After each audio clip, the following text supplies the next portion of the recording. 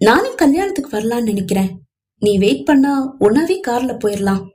இல்லைங்க, வேண்டாம். பாக்குறவங்க தப்பா நினைப்பாங்க. என் மனசுக்குள்ளயும் தப்பா எதுவும் இல்ல, உங்க மனசுலயும் இல்ல. ஆனா ஒரு நாள் நாம 2 பேரும் காதலிச்சோம், கல்யாணம் பண்ணிக்கணும்னு ஆசைப்பட்டோம். அது இந்த ஊருக்கே தெரியும். தேவையில்லாம இதுக்காக ஊரை பேச வைக்கணும். கார்த்திகா, நான் ஒரு விஷயத்த கன்ஃபார்ம் பண்ணிக்க ஆசைப்படுறேன். என்ன விஷயம் சொல்லுங்க அத்தான். கங்கா தான் நம்ம 2 பேரையும் பிரிச்சான்னு உனக்கு எப்படி தெரியும்? எங்க கல்யாணத்துக்கு அப்புறமா அத்தானே என்கிட்ட சொன்னாரு. கங்கா வீட்டுக்கு எங்க அப்பா போயிருக்கும் போது என் கல்யாண விஷயத்த பத்தி பேசியிருக்காரு. பையன் யாருன்னு சொல்லி கேட்கும் போது சென்னையில இருக்கான் அப்படின்னு எல்லாம் சொல்லி இருக்காங்க. போட்டோவையும் அப்பா காட்டியிருக்காரு.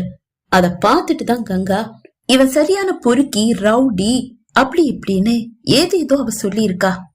அத்தான் தான் என்கிட்ட சொன்னாரு. எதுக்காக கேக்குறீங்க? இல்ல, சும்மா கிளியர் பண்ணிக்கிறதுக்காக. சரி, நீ கிளம்பு, நான் பின்னாடியே வந்துடுறேன்.